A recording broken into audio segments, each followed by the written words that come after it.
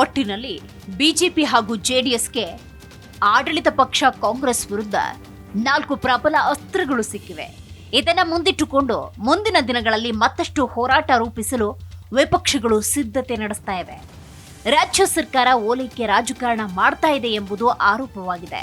ಆದರೆ ವಿಪಕ್ಷಗಳ ಹೋರಾಟಕ್ಕೆ ಸರ್ಕಾರ ಯಾವ ರೀತಿಯಲ್ಲಿ ಪ್ರತಿಕ್ರಿಯೆ ನೀಡಲಿದೆ ಎಂಬುದು ಕುತೂಹಲಕ್ಕೆ ಕಾರಣವಾಗಿದೆ. ಹಾಗಾದ್ರೆ ಏನೆಲ್ಲ ವಿವಾದಗಳು, ಈ ವಿವಾದಗಳಿಗೆ ಕಾರಣ ಏನು? ಸಂಪೂರ್ಣ ವಿವರ ಇಲ್ಲಿದೆ. ರಾಜ್ಯ ಸರ್ಕಾರದ ವಿರುದ್ಧ ಬಿಜೆಪಿ ಹಾಗೂ ಜೆಡಿಎಸ್ಗೆ ಇದೀಗ ಧರ್ಮಾಸ್ತ್ರ ಸಿಕ್ಕಿದೆ.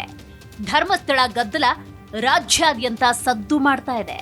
ಇದೀಗ ಮದ್ದೂರು ಗಲಭೆ ವಿಪಕ್ಷಗಳಿಗೆ ಅಸ್ತ್ರವಾಗಿ ಸಿಕ್ಕಿದೆ. ಈಗಾಗಲೇ ಕಾಂಗ್ರೆಸ್ ವಿರುದ್ಧ ಬಿಜೆಪಿ ನಾಯಕರು ಹಾಗೂ ಜೆಡಿಎಸ್ ಮುಖಂಡರು ವಾಗ್ದಾಳಿ ಶುರು ಮಾಡಿದ್ದಾರೆ. ಹಾಗಾದ್ರೆ ಈ ಧರ್ಮ ಯುದ್ಧಕ್ಕೆ ಸಿಕ್ಕಿರುವ ಪ್ರಬಲ ಅಸ್ತ್ರಗಳು ಯಾವುವು? ಬಾನು ಮುಷ್ತಾಕ್ ದಸರಾ ಉದ್ಘಾಟನೆ ವಿವಾದ. ಬೊಕ್ಕ ಪ್ರಶಸ್ತಿ ವಿಜೇತೆ ಬಾನು ಮುಷ್ತಾಕ್ ಅವರನ್ನ ನಾಡ ಹಬ್ಬ ದಸರಾ ಉದ್ಘಾಟನೆಗೆ ಆಹ್ವಾನಿಸಿದ್ದಕ್ಕೆ ಬಿಜೆಪಿ ವಿರೋಧ ಸೂಚಿಸಿದೆ.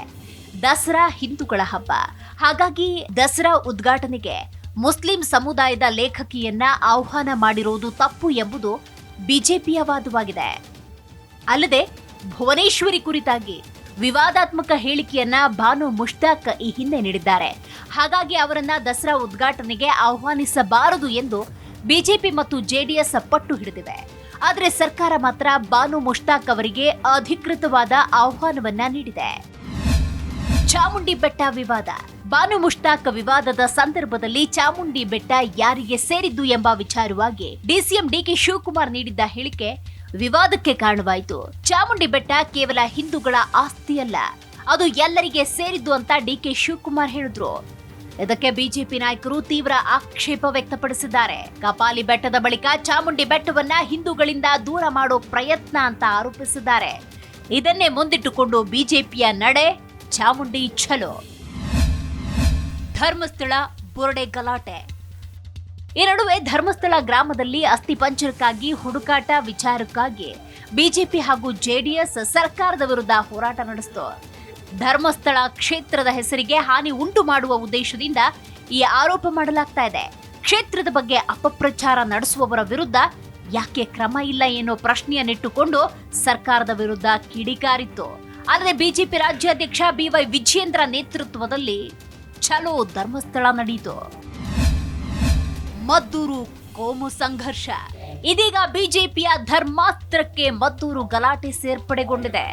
ಮದ್ದೂರಿನಲ್ಲಿ ಗಣೇಶೋತ್ಸವದ ಮೆರವಣಿಗೆಯ ಸಂದರ್ಭದಲ್ಲಿ ಕಲ್ಲು ತೂರಾಟ ಹಾಗೂ ಘರ್ಷಣೆಯ ವಿವಾದವನ್ನ ಮುಂದಿಟ್ಟುಕೊಂಡು ಬಿಜೆಪಿ ಹೋರಾಟ ನಡೆಸ್ತಾ ಇದೆ. ಮದ್ದೂರು ಬಂದ್ಗೂ ಕರೆ ಕೊಡಲಾಗಿದೆ. ಅಲ್ಲದೆ ಬಿಜೆಪಿ ನಾಯಕರ ನಿಯೋಗ ಮದ್ದೂರಿಗೆ ತೆರಳಿದೆ.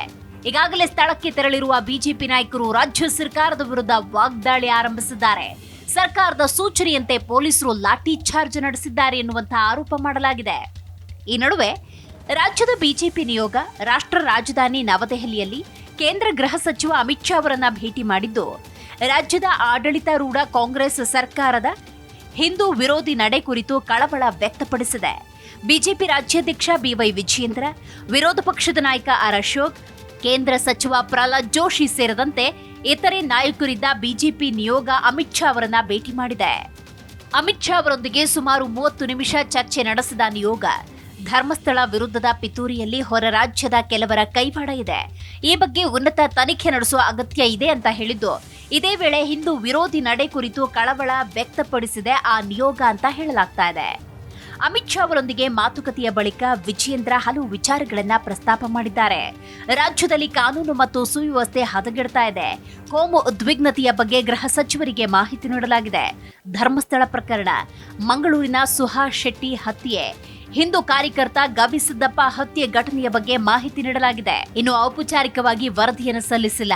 ರಾಜ್ಯದ ಪರಿಸ್ಥಿತಿ ಹದಗೆಡುತ್ತಿರುವ ಬಗ್ಗೆ ಮತ್ತು ಕಾಂಗ್ರೆಸ್ ಸರ್ಕಾರ ಹಿಂದೂ ಕಾರ್ಯಕರ್ತರು ಮತ್ತು ಸಂಸ್ಥೆಗಳನ್ನ ಪದೇ ಪದೇ ಗುರಿಯಾಗಿಸಿಕೊಂಡಿರೋ ಬಗ್ಗೆ ಗೃಹ ಸಚಿವರಿಗೆ ತಿಳಿಸಿದ್ದೇವೆ. ನಿಷ್ಕ್ರಿಯತೆ ಮತ್ತು ಸಮಾಧಾನಗೊಳಿಸುವ ಮೂಲಕ ಹಿಂದೂ ವಿರೋಧಿ ಭಾವನೆಯನ್ನ ಬೆಳೆಸಲಾಗ್ತಿದೆ ಎಂದು ಸ್ಪಷ್ಟವಾಗಿದೆ. ಪರಿಸ್ಥಿತಿ ಅರಿತುಕೊಂಡು ಅಗತ್ಯ ಇದ್ರೆ ನ್ಯಾಯವನ್ನ ಖಚಿತಪಡಿಸಿಕೊಳ್ಳಲು ಮತ್ತು ಕೋಮು ಸಾಮರಸ್ಯವನ್ನ ಕಾಪಾಡಲು ಕೇಂದ್ರವು ಮಧ್ಯ ಪ್ರವೇಶಿಸಬೇಕೆಂದು ಒತ್ತಾಯಿಸಲಾಗಿದೆ ಅಂತ ವಿಜಯೇಂದ್ರ ಹೇಳಿದ್ದಾರೆ. ಹೌದು, ಬಿಜೆಪಿ ನಿಯೋಗದ ಈ ಸಲಹೆಗಳನ್ನ ಕೇಂದ್ರ ಸರ್ಕಾರ ಗಂಭೀರವಾಗಿ ಪರಿಗಣಿಸಿದೆ ಅಂತ ಹೇಳಲಾಗ್ತಾ ಇದೆ.